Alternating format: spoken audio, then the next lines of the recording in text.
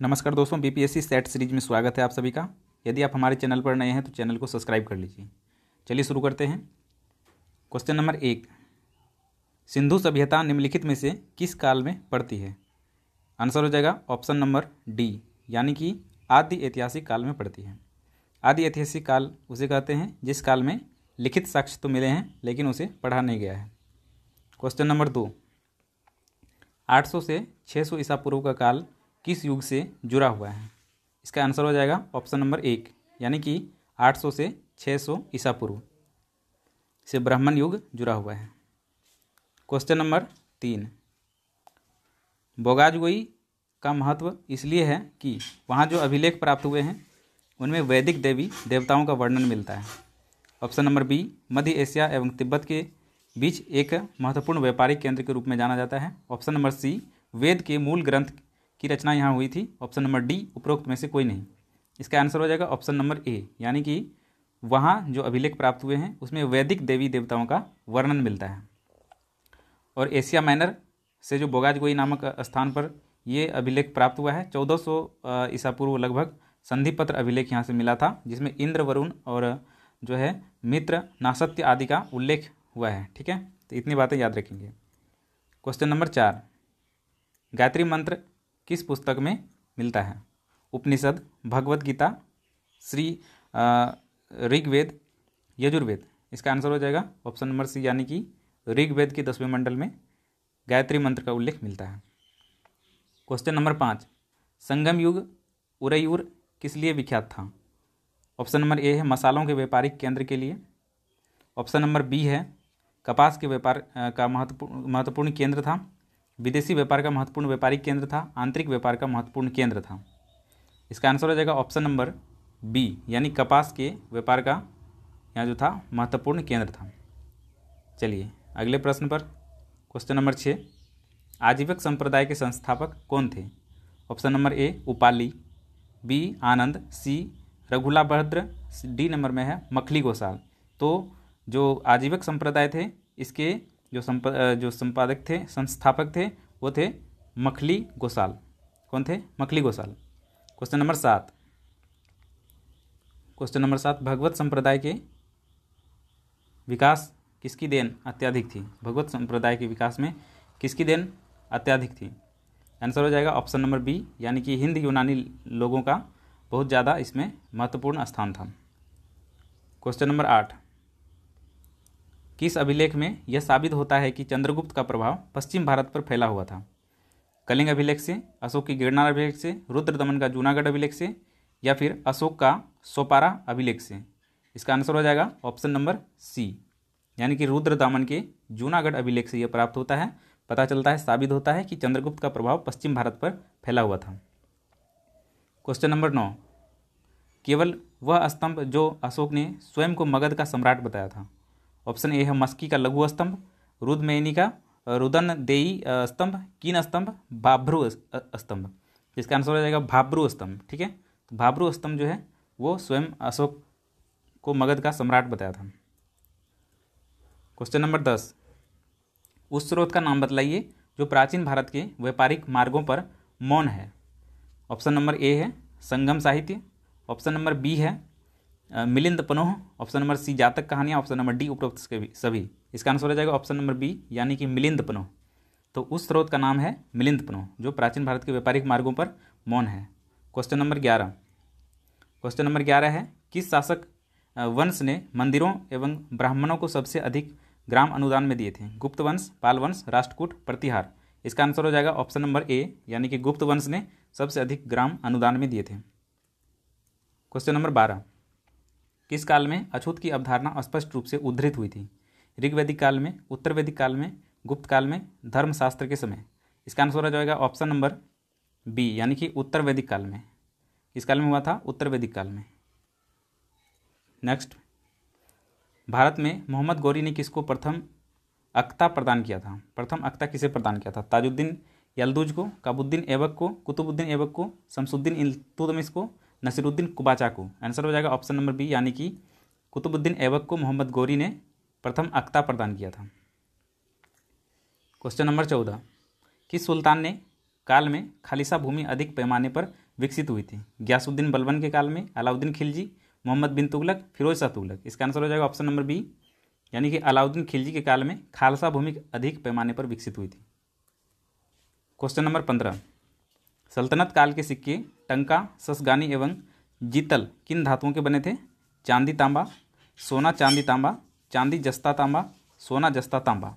इसका आंसर हो जाएगा ऑप्शन नंबर ए, यानी कि चांदी और तांबा के बने हुए थे सल्तनत काल के सिक्के या टंका। ससगानी एवं जीतल किन धातुओं के बने थे? तो चांदी एवं तांबा के बने थे। क्वेश्चन नंबर 16, 12 मासा की रचना किसने की थी? ऑप्शन ए अमीर खुसरो ने की थी, इमामी ने की थी, मलिक मोहम्मद जैसी ने की थी या रसकान ने किया था? तो 12 मासा की रचना यहाँ पर किसने किया था? 12 मासा की रचना किया था मलिक मोहम्मद जैसी ने। किसने किया था? मलिक मोहम्मद जैसी ने किया था। क्वेश्चन नंबर 17, विजयनगर साम्राज्य के वित्तीय व्यवस्था की मुख्य विशेषता क्या थी? अधिशेष लगान, भू राजस्व, बंदरगाहों की आमदनी, मुद्रा प्रणाली। तो विजयनगर साम्राज्य की व्यवस्था की जो मूल आधार था वो क्या था? ऑप्शन नंबर सी, यानी कि बंदरगाहों की आमदनी, ये मुख्य स्रोत था। क्वेश्चन नंबर 18, पानीपत के युद्ध में बाबर को जीत हासिल करने का मुख्य कारण क्या था? उसकी घुड़सवार सेना, उसकी सैन्य कुशलता, तुलगामा प्रथा, अफगानों से आपसी फूट। तो इसका आंसर हो जाएगा ऑप्शन नंबर सी, यानी कि तुलगामी प्रथा। तुलगामी प्रथा ही यहाँ पे बाबर को जो है जीत दिलाने में कारगर होता है। क्वेश्चन नंबर 19, जब्दी प्रणाली किसकी उपज थी? ऑप्शन गयासुद्दीन तुगलक की, सिकंदर लोदी की, शेर शाह की, अकबर की। तो क्वेश्चन नंबर 19 का आंसर हो जाएगा ऑप्शन नंबर डी, यानी कि अकबर ने जो है जब्दी प्रणाली का शुरुआत किया था। क्वेश्चन नंबर 20, जवाबित का संबंध किससे था? राज्य के कानून से, मनसब प्रणाली को नियंत्रण करने वाले कानून से, टकसाल से संबंधित कानून से, कृषि से संबंधित कर से। इसका आंसर हो जाएगा ऑप्शन नंबर ए, यानी कि राज्य के कानून से। क्वेश्चन नंबर 21, ईरान के शाह और मुगल शासकों के बीच झगड़े की जड़ क्या थी? काबुल, कंधार, कंटूज, गजनी। इसका आंसर हो जाएगा ऑप्शन नंबर बी, यानी कि कंधार। तो ईरान के शाह और मुगल शासकों के बीच जो झगड़े की जड़ थी वो कंधार थी। क्वेश्चन नंबर 22, दो अस्पा सिंह अस्पा की प्रथा की शुरुआत किसने की थी? अकबर ने की थी, जहांगीर ने की थी, शाहजहां ने की थी, औरंगजेब ने की थी। तो क्वेश्चन नंबर 22 का आंसर हो जाएगा ऑप्शन नंबर बी, यानी कि जहांगीर ने यह प्रथा शुरू की थी, दो अस्पा सिंह अस्पा। ठीक है, किसने शुरू की थी? दो अस्पा सिंह अस्पा। तो यहाँ पर जहांगीर ने शुरू की थी। ये मनसबदारी व्यवस्था के कुछ परिवर्तित करने हुए सवार पद पर दो अस्पा और सिंह अस्पा का पद बनाया गया था। ठीक है, दो अस्पा में मनसबदारों को निर्धारित संख्या, घुड़सवारों की संख्या उतने ही होते थे। ठीक है, तो ये जो है कुछ बातें थी जो दो अस्पा और सिंह अस्पा से संबंधित थी। 23 नंबर, सरंजामी प्रथा किससे संबंधित थी? मराठा भू राजस्व प्रथा से, तालुकदारी प्रथा से, कुतुबशाही प्रशासन से। तो सरंजामी प्रथा जो था ये मराठा भू राजस्व प्रथा से संबंधित था। क्वेश्चन नंबर 24, भारत में 1612 में अंग्रेजों ने अपनी पहली फैक्ट्री कहाँ स्थापित की थी? गोवा, बंगाल में हुगली, अमरकोट या सूरत? तो ये जो फैक्ट्री स्थापित की थी सूरत में स्थापित की थी 1612 में अंग्रेज ने। क्वेश्चन नंबर 25, महाराष्ट्र में रोमोसी कृषक जत्था किसने स्थापित किया था? रोमोसी कृषक जत्था किसने स्थापित किया था? इसका आंसर हो जाएगा ऑप्शन नंबर सी, यानी कि वासुदेव बलवंत गढ़के। वासुदेव बलवंत गढ़के ने महाराष्ट्र में रोमोसी कृषक जत्था स्थापित किया था। क्वेश्चन नंबर 26, 1878 के वर्नाकुलर प्रेस एक्ट किसने रद्द कर दिया था? तो वर्नाकुलर प्रेस एक्ट किसने रद्द किया था? Lord Ripon, Lord Lytton, Lord Curzon, Lord Minto. इसका आंसर हो जाएगा ऑप्शन नंबर ए, यानी कि लॉर्ड रिपन ने 1878 का वर्नाकुलर प्रेस एक्ट रद्द कर दिया था। क्वेश्चन नंबर 27, अमेरिका में फ्री हिंदुस्तान अखबार किसने शुरू किया था?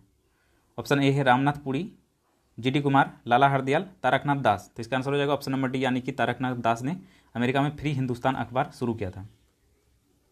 क्वेश्चन नंबर 28, गदर क्रांति छेड़ने का सबसे महत्वपूर्ण कारण था? लाला हरदयाल की गिरफ्तारी, कामागाटा मारू घटना, प्रथम महायुद्ध शुरू या फिर करतार सिंह सराभा की फांसी। तो इसका आंसर हो जाएगा ऑप्शन नंबर बी, यानी कि कामागाटा मारू का जो घटना हुई थी वो गदर क्रांति छेड़ने का सबसे महत्वपूर्ण कारण थी। क्वेश्चन नंबर 29, किस अधिवेशन में होम रूल समर्थक अपनी राजनीतिक शक्ति का सफलतापूर्वक प्रदर्शन कर सके? कांग्रेस का 1916 के अधिवेशन में, 1920 का बंबई में होने वाले ऑल इंडिया ट्रेड यूनियन के अधिवेशन में, 1918 होने वाले प्रथम यूपी किसान सभा में या फिर 1938 के नागपुर संयुक्त AITUCNTU सभा में। तो इसका आंसर हो जाएगा ऑप्शन नंबर ए, यानी कि कांग्रेस के 1916 के जो लखनऊ अधिवेशन था इसी में होम रूल समर्थक ने अपनी राजनीतिक शक्ति का सफलतापूर्वक परीक्षण कर लिया था। क्वेश्चन नंबर 30, इंडियन अर्नेस्ट के लेखक कौन थे? दादा भाई Naoroji, Annie Besant, Lala Lajpat Rai, Valentine सिरोल। तो क्वेश्चन नंबर 30 का आंसर हो जाएगा ऑप्शन नंबर डी, यानी कि वैलेंटाइन सिरोल ने इंडियन अर्नेस्ट नामक जो था लिखा था। ऑप्शन नंबर क्वेश्चन नंबर 31 यानी कि 31 नंबर के क्वेश्चन में 1917-18 में अहमदाबाद में गांधी जी द्वारा चलाए गए सत्याग्रह में किसने हिस्सा लिया था? कृषक वर्ग ने हिस्सा लिया था, जनता ने, औद्योगिक कर्मी, मजदूर।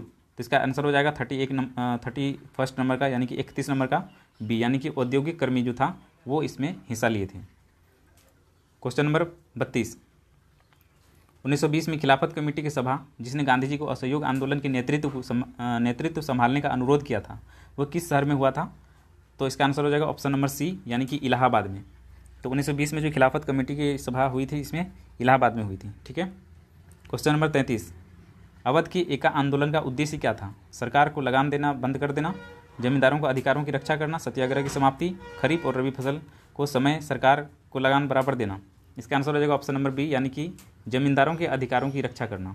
ठीक है। तो एका आंदोलन जो था ये जमींदारों के अधिकारों की रक्षा करने से संबंधित था। क्वेश्चन नंबर 34, नाई धोबी बंद सामाजिक बाइकआउट का एक स्वरूप था जो 1919 में आया था। किसके लिए आया था? तो इसका आंसर हो जाएगा क्वेश्चन नंबर 34 का आंसर हो जाएगा ए, यानी कि किसानों द्वारा प्रतापगढ़ जिले में चलाया गया था नाई धोबी बंद आंदोलन। ठीक है। कहाँ चलाया गया था? किसानों द्वारा प्रतापगढ़ जिले में चलाया गया था।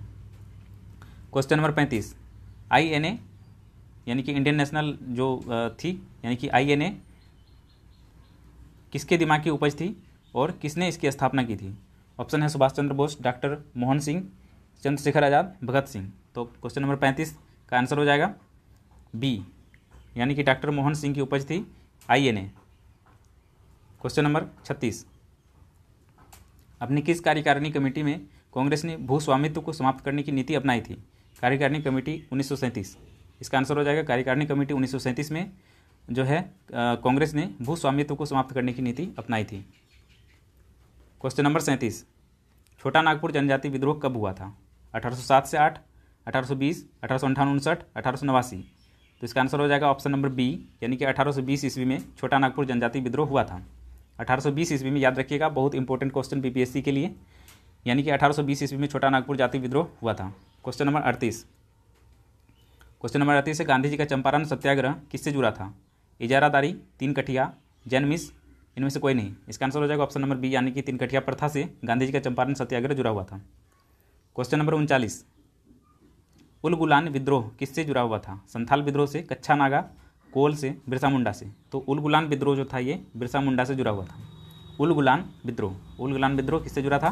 बिरसा मुंडा से जुड़ा था। क्वेश्चन नंबर 40, मुंगेर का बरहिया टाल विरोध का उद्देश्य क्या था? मुंगेर का बरहिया टाल विरोध का उद्देश्य क्या था? इसका आंसर हो जाएगा ऑप्शन नंबर ए, यानी कि बकास्त भूमि की वापसी की मांग यहाँ पर की गई थी, बरहिया टाल विरोध। ठीक है। बरहिया टाल विरोध में क्या था? बकास्त भूमि की वापसी की मांग की गई थी। क्वेश्चन नंबर 41, क्वेश्चन नंबर 41 से बिहार बंगाल से पृथक कब हुआ था? Option A 1911, 1912, 1913, 1914। तो इसका आंसर हो जाएगा ऑप्शन नंबर बी, यानी कि 22 मार्च 1912 ईस्वी को बिहार बंगाल पृथक हुआ था। ठीक है। क्वेश्चन नंबर 42, पटना उच्च न्यायालय की स्थापना कब हुई थी? Option A 1916, 1917, 1918, 1921। इसका आंसर हो जाएगा ऑप्शन नंबर ए, यानी कि 1916 ईस्वी में जो है पटना उच्च न्यायालय की स्थापना हुई थी। क्वेश्चन नंबर 43, 1930 से और 31 में 12वीं कांग्रेस ने सफलतापूर्वक अंग्रेज हुकूमत का किस जिले में नाकाम कर दिया था? मधुबनी जिले में, भागलपुर जिले में, गया जिले में, मुंगेर जिले में। तो गया जिले में 1930-31 में 12वीं कांग्रेस ने सफलतापूर्वक अंग्रेज हुकूमत का किस जिले में नाकाम कर दिया था? तो गया जिले में। Question number 44, South Asian coalition on child servitude report के अनुसार भारत में बंधुआ बच्चों की संख्या कितनी है? 4.5 करोड़, 5.5 करोड़, 6 करोड़, 6.5 करोड़। तो इसका आंसर हो जाएगा ऑप्शन नंबर 4, यानी कि 4.5 crore. South Asian coalition on child servitude report के अनुसार बंधुआ बच्चों की संख्या 4.5 करोड़ थी। ये पहले जब एग्जाम कंडक्ट कराया गया था उस समय का प्रश्न है। ठीक है। भारत में ग्रामीण संख्या की आबादी की कितना प्रतिशत जनसंख्या प्राइमरी शिक्षा में सुविधा पाती है? तो आंसर हो जाएगा इसका 94%। क्वेश्चन नंबर 46, भारत में पहला कौन सा विश्वविद्यालय होगा जो निजी व्यवस्था की देखरेख में होगा? इसका ऑप्शन है इंदिरा गांधी पर्यावरण विश्वविद्यालय, ऑप्शन बी है जवाहरलाल नेहरू जीव विज्ञान विश्वविद्यालय, option C Rajiv Gandhi computer विज्ञान विश्वविद्यालय, या सोनिया गांधी समुद्रिक सोनिया गांधी सामुद्रिक विज्ञान विश्वविद्यालय, तो इसका आंसर हो जाएगा ऑप्शन नंबर सी, यानी कि राजीव गांधी कंप्यूटर विज्ञान राष्ट्रीय विश्वविद्यालय। क्वेश्चन नंबर 47, शांति उद्देश्यों हेतु परमाणु शक्ति का उपयोग करने में भारत किस देश में सबसे ज़्यादा आगे है? किस देश से सबसे ज़्यादा आगे है? ऑप्शन चीन से, पाकिस्तान से, फ्रांस से, इंग्लैंड से। तो सबसे ज़्यादा आगे किससे है? पाकिस्तान से। क्वेश्चन नंबर 48, किस उच्च न्यायालय ने यह फैसला दिया था कि एक बार में 3 बार तलाक कहने से तलाक होना गैरकानूनी है? इसका ऑप्शन है कलकत्ता उच्च न्यायालय, इलाहाबाद उच्च न्यायालय, बम्बई उच्च न्यायालय, पंजाब उच्च न्यायालय। इसका आंसर हो जाएगा ऑप्शन नंबर बी, यानी कि इलाहाबाद उच्च न्यायालय। यूपी के इलाहाबाद उच्च न्यायालय ने यह फैसला दिया था कि 3 बार तलाक कहने से तलाक होना गैरकानूनी है। क्वेश्चन नंबर 49, 13 सितंबर 1993 को इजराइल PLO समझौते के तहत इजराइल के फिलिस्तीनियों को किन क्षेत्रों को सौंप दिया गया था? जेरूसलम, सिनाई, जेरिको और गाजा पट्टी, जेरिको और जेरूसलम, गाजा पट्टी और जेरूसलम। तो इसका आंसर हो जाएगा ऑप्शन नंबर बी, यानी कि जेरिको और गाजा पट्टी। ठीक है, ये क्षेत्र था जो 13 सितंबर 1993 को इजराइल PLO समझौते के तहत इजराइल फिलिस्तीनियों को सौंप दिया गया था। ये कुछ 49 नंबर के प्रश्न तक हो गया है। क्वेश्चन नंबर 50, उत्तरी कोरिया और अमेरिकी कोरिया के बीच युद्ध जैसा तनाव पैदा होने के कारण क्या थे?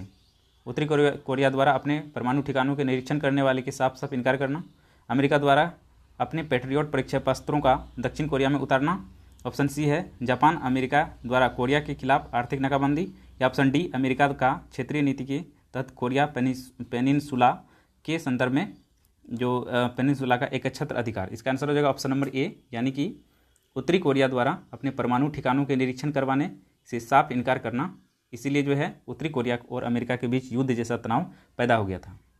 ये आज के इस सेशन में 50 क्वेश्चन को हमने लिया है और इसी तरह से प्रश्नों का श्रृंखला है।